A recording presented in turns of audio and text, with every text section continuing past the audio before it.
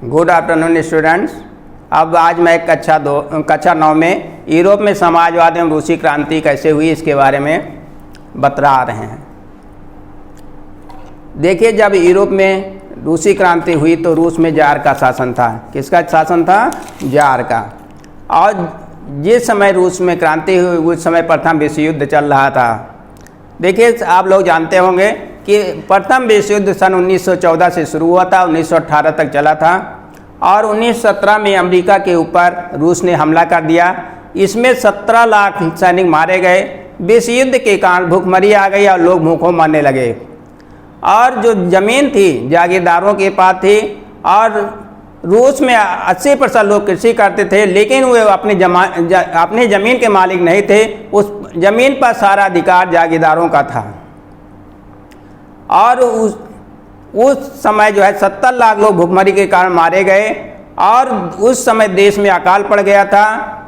जलियांवाला बाग हत्याकांड की तरह वहाँ रविवार के दिन जार ने गोलियां चलवा दी और इस रविवार को इसीलिए खूनी रविवार कहा जाता है, क्योंकि ये घटना रविवार के दिन घटित हुई थी, इसलिए इसे खूनी रविवार कहते हैं। उस समय एक सुधारवादी नेता हुआ जिसका नाम लेनिन था। उस समय वो स्विट्जरलैंड में घूम रहा था, जिसने लोगों को विद्रोह करने में मदद की और 7 नवंबर को ही खूनी रविवार हुआ था, जो कि इतिहास में एक महत्वपूर्ण घटना के रूप में जानी जाती है। और इसी समय क्रांति हुई थी। इस समय 2 क्रांतियाँ होती है। एक फरवरी क्रांति कहा जाता है जिसमें रोटी खरीदने का प्रयास कर रही औरतों के ऊपर जो है अत्याचार किया गया और उन्हें वहाँ जाने से रोक दिया गया। दूसरी क्रांति हुई थी अक्टूबर क्रांति। इस समय लेनिन शासक बन गया। उसने जार को हटा दिया और उसने जो है लोगों को विद्रोह करने के लिए उसका दिया। इसका कारण था जब जार ने बहुत सारे आदमियों को मरवा दिया तो जब वो रिपोर्ट देने जा रहे तो लेनिन उनके ऊपर गोलियां चलवा दी, जिसके कारण बहुत सारे लोग मारे गए। और इस समय लेनिन ने एक सुधार और किया कि जागीरदारों की ज़मीन पर उन्हें कब्जा कर दिया है। मतलब जो है कब्जा दे दिया, मतलब जो लोग जिस खेत पर जो है खेती कर रहे थे उसका मालिक उनको बना दिया गया।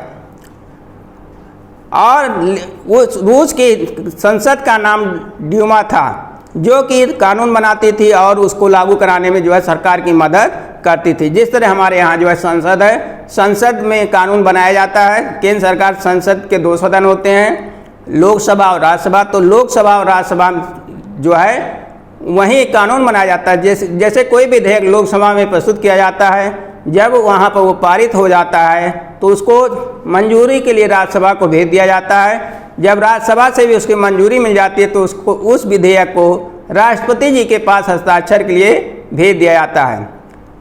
और जब राष्ट्रपति के हस्ताक्षर हो जाते हैं तो वो कानून का रूप ग्रहण कर लेता है। उसी तरह इसमें जो है कई धड़े थे। जैसे तो उदारवादी लोग ऐसा राष्ट्र चाहते थे जिसमें सभी धर्मों को बराबर का सम्मान और जगह मिले, अतः धर्मनिरपेक्ष राज्य चाहते थे। जैसे कि हमारा देश जो है धर्मनिरपेक्ष राज्य है, क्योंकि हमारे देश में जो किसी भी धर्म को राजकीय धर्म की मान्यता नहीं दी गई है। हमारे देश में तमाम धर्मों के लोग अपने अपने प्रकार से अपने धर्म का पालन करते हैं, आचरण करते हैं, अपना पूजा पाठ करते हैं। उसमें सरकार का कोई अनावश्यक हस्तक्षेप नहीं होता है। दूसरा इसमें था रेडिकल मतलब होता है इनमें बहुत सारे लोग महिला मताधिकार आंदोलन के पक्षधर थे और वो ऐसी सरकार के पक्ष में थे जो देश की आबादी के बहुमत का समर्थन पर आधारित हो। और इसी के अलावा एक रूढ़वादी वर्ग था। रूढ़वादी मतलब होता है जो हमारी परंपराएं चल रही हैं उससे हटकर कोई नया काम ना करना। जैसे हमारे धर्म में तमाम ऐसे कार्य होते हैं जिसको जो है हम पीढ़ी दर पीढ़ी करते चले आ रहे हैं और उससे हटने के लिए तैयार नहीं। जैसे हमारे यहाँ है सबसे ज्वलंत समस्या है पर्दा प्रथा। ये पर्दा प्रथा हमारी सदियों से चली आ रही है, जिसका पालन हमारे देश की महिलाएं करती हैं और ग्रामीण क्षेत्रों में पूरी तरह पालन होता है, जबकि शहरी क्षेत्रों में अब उसका विरोध हो रहा है। और लोग पर्दा प्रथा को मानने से इनकार कर देते हैं। तो पुराने समय में रूढ़वादी भी आमतौर परिवर्तन के विचारों का विरोध करते थे, मगर फ्रांसीसी क्रांति के बाद रूढ़वादियों के मन में भी बदलाव आने की ज़रूरत पड़ी और वो उस समय की ज़रूरतों में बदलाव के लिए सहमत हो गए। 19वीं सदी तक आते आते लोग ये मानने लगे कि कुछ परिवर्तन होना आवश्यक है, परंतु वो चाहते थे कि अतीत का सम्मान किया जाए, अर्थात अतीत को पूरी तरह ठुकराया ना जाए और बदलाव की प्रक्रिया धीमी गति से जारी रहे, जिससे जो है देश में जो है अमन, चैन और शांति स्थापित हो सके। ये हमारे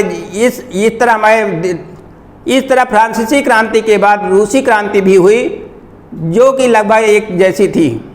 वहाँ भी शासकों के खिलाफ विद्रोह हुआ और उसमें जनता ने जो भरपूर सहयोग दिया, जिस प्रकार हमारे देश में आज़ादी के आंदोलन में सभी वर्ग के लोगों ने भाग लिया था, उसी प्रकार रूसी क्रांति में भी लोगों ने बढ़ चढ़ कर हिस्सा लिया और अपनी क्रांति को सफल बनाया।